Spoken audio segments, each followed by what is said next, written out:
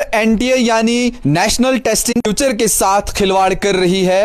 आपको बता दें, लगातार चाहे वो फिर नीट के पेपर हों या फिर जो यूजीसी के रिसेंटली जो नेट के पेपर हुए हैं, उनके खिलाफ भी जो है अब ऑर्डर जारी हुआ है कि वो पेपर भी कैंसिल कर दिए गए हैं।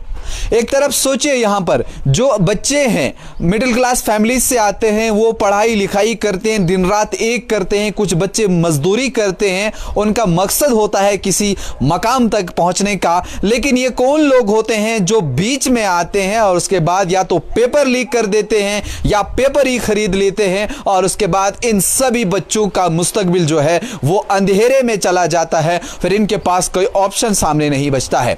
हाल ही में चाहे नीट के पेपर की बात करें, जब उसका रिजल्ट अनाउंस होता है और देखा यह जाता है कि 67 बच्चे जो हैं वो AIR यानी ऑल इंडिया रैंक हासिल करते हैं, जो एक नंबर पर आते हैं। कुछ बच्चे 718 719 नंबर लेकर के आते हैं, जो भी कहीं से नहीं बन पाते हैं कि उनके इतने नंबर्स आते हैं। फिर जब एनटीए को इस चीज की क्लैरिफिकेशन मांगी जाती है, उनका यह कहना होता है कि हमने भाई साहब इनको ग्रेस मार्क्स दिए हैं, इनका टाइम जो है वो कम बचा था इसलिए दिए हैं।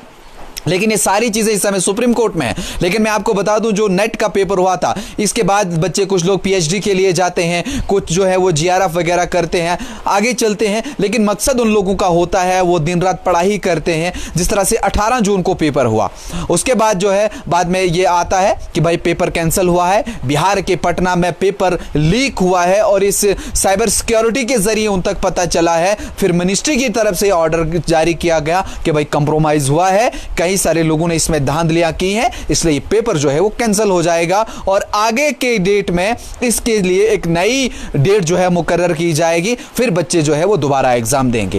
यहां पर कई सारे सवाल उठते हैं, क्या अब बच्चों ने सिर्फ और सिर्फ पेपर देने हैं और उसके बाद आपने कैंसिल करने हैं? एनटीए जो इसके ऊपर बहुत से इल्जाम इससे पहले लगे हुए हैं, उस एनटीए को फिर ये जिम्मेदारियां मिलती है। क्या इसके अलावा कोई और एजेंसी नहीं है कि जो इतना कुछ कर सकती है? अगर आज से पहले भी एनटीए ने इतने बड़े बड़े एग्जाम जो है वो कंडक्ट करवाए हैं, तो आज की डेट में इतनी बड़ी धांधलियां क्यों?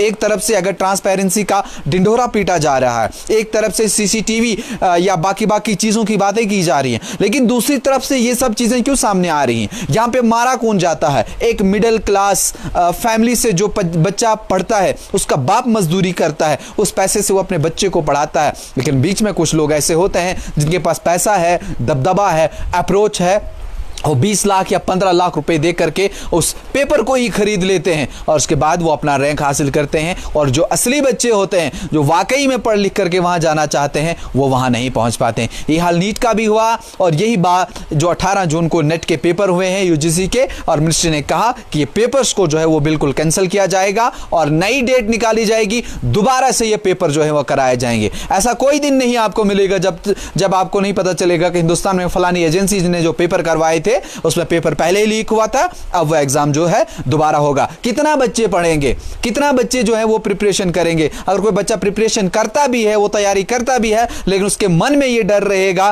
कि मैंने जितनी ईमानदारी से किया है, लेकिन कुछ लोग, कुछ बेईमान इस हाल में बैठे होंगे, कुछ बेईमान आगे स्टाफ में होंगे जो इस तरह की हरकतें करते हैं, जिसकी वजह से बहुत सारे लाखों बच्चों का मुस्तकबिल जो है फिर दांव पे लग जाता है। और सरकार जो है वो देखती है क्या कुछ इस पर अब एक्शन होगा, क्या कुछ होंगे। जिस तरह से जो मिनिस्ट्री है उनकी तरफ से भी साफ तौर पर कहा गया है कि जो भी इसमें मुलविस पाया जाएगा उसके खिलाफ सख्त कानूनी कार्रवाई की जाएगी। लेकिन यहां पर एक सवाल यह भी हम पूछना चाहेंगे, इससे पहले जिन्होंने धांधलियां की हैं उनके ऊपर कितनी बड़ी कार्रवाई की है? क्या आपने उनको उन लोगों के सामने लेकर के आए, उन बच्चों के सामने लेकर के आए जिन बच्चों की उम्रें अब हो चुकी हैं, ओवर एज हो चुके हैं, अब उनका वक्त चला गया? पहले उन्होंने 30-35 साल पढ़ाई में लगाए, फिर उन्हें इस इंतजार में लगाए कि कब पोस्टें आएंगी, और जब पोस्टें आई, जब एग्जाम हुआ और उसके बाद देखा गया कि पेपर कैंसिल। अब पेपर की नई डेट आएगी। अब क्या भरोसा है कि नई डेट में जो पेपर आएगा वो लीक नहीं होगा? इस पर कई सारे सवाल हैं। अब देखा यह जाना चाहिए कि किस तरह से अगले जो एग्जाम है वो कराए जाएंगे ट्रांसपेरेंसी के साथ, ईमानदारी के साथ, ताकि जो बच्चे हैं जिन्होंने पढ़ाई की है,